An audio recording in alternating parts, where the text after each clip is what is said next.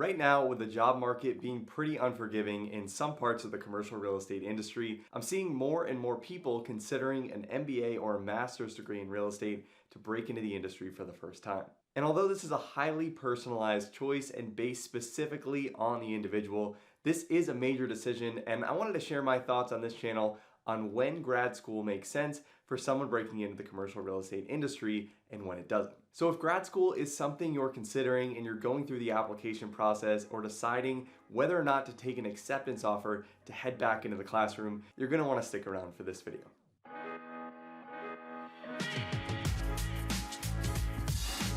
Hey, this is Justin from breakintocre.com, and if you're new here, on this channel we talk about real estate investing careers and real estate financial analysis. So if you're looking to break into the industry or advance your current real estate investment or brokerage career, make sure to subscribe and hit the notification bell so you'll catch all new videos as soon as they're released. So choosing whether or not to take the plunge into grad school is a huge decision on many different fronts, and there are a lot of varying opinions out there on whether or not it makes sense to go back to school to further your career. And knowing this is a highly personal decision based on someone's specific circumstances, I wanted to give you guys some general guidelines on when I think a graduate education makes sense and when I think a graduate degree isn't actually necessary to get from where you are to where you want to be. So for people considering a graduate school education, people with at least one of any of these four things tend to be the people I see grad school being the most worth it for, both from a time and money perspective. So let's start with point number one on this list, and that is that graduate school tends to be helpful if you're transitioning into the industry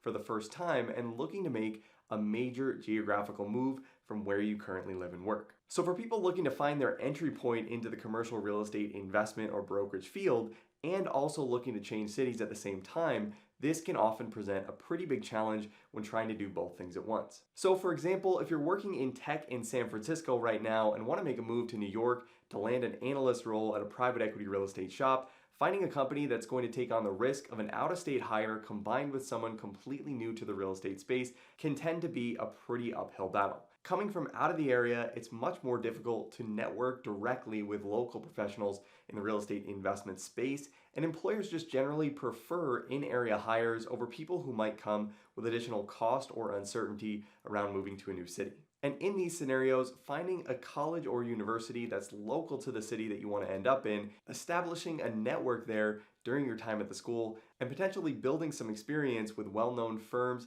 in internship or part-time roles can be a huge help in making a major shift across the country or the world in the case of people looking to move internationally. Now, aside from trying to make a major move in location and industry at the same time, the second scenario where grad school might really help out is when making a significant later stage career transition into commercial real estate from another industry. So people with adjacent experience in finance or general private equity can usually go without this, but once you start to have about 8 to 10 years of experience in a significantly different industry than real estate or finance, it can become a lot harder to make a career pivot without some additional help from an established institution. And going back to school to make a career change is a common practice in many general MBA programs where people will go to business school to change careers after deciding they don't want to spend their long-term career doing what they were doing in their 20s, and it makes that transition to that other industry much smoother than what it could have been otherwise. One of the main benefits of going this route is, again, the ability to land internships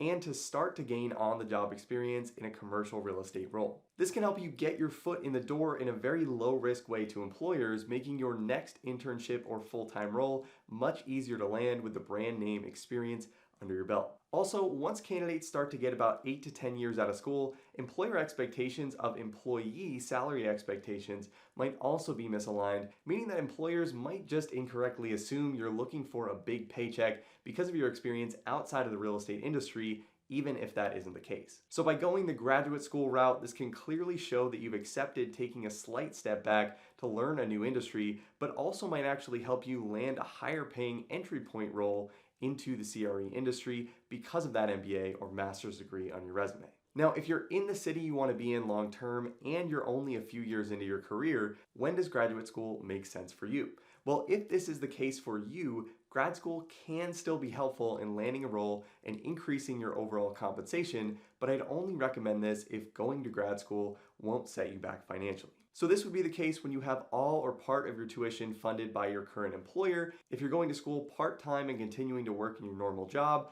or if you have any sort of fellowship or scholarship, which will cover all or a large majority of tuition costs for a full-time master's or MBA program. But with that said, if you are considering a full-time program, even with a scholarship or fellowship that helps you foot the bill, the opportunity cost of lost wages and honestly experience you'd get on the job make this a really tough sell unless you're looking at a top 10 two-year MBA program or top 5 one-year master's in real estate program that can expose you to a significant network of successful individuals that can potentially help you later on in your career. A full-time program might sound appealing at the time, especially if you don't love your current job, but once you get in the real estate industry and establish yourself with a few years of experience under your belt, you're going to want to have that capital available to start investing in deals that will inevitably be presented to you, and also to use as potentially startup capital for going out on your own and starting your own firm. And finally, if you've watched this far and think grad school might be for you, the last thing I'd say is to make sure you're not going to grad school for the specific purpose of learning the technical skills you need to know to be a competent analyst or associate at a real estate investment firm. Most graduate programs, especially general MBA programs, do a really poor job at providing hands-on training, and you'll likely be taking the majority of your courses from professors with PhDs who have never actually worked in the field. Now, theory and textbook explanations have their place and are definitely helpful, but at the end of the day, what's going to get you into a real estate investment or brokerage shop at the analyst or associate level is going to be your hard skill set in Excel and or Argus, and your understanding of the real estate cash flow statement and how deal operations affect that cash flow statement. And going back to school is an extremely expensive and ineffective way to do this, and you likely won't come out of school with the technical knowledge you'll need to pass a real estate financial modeling Excel interview exam or to be productive on the job from day one.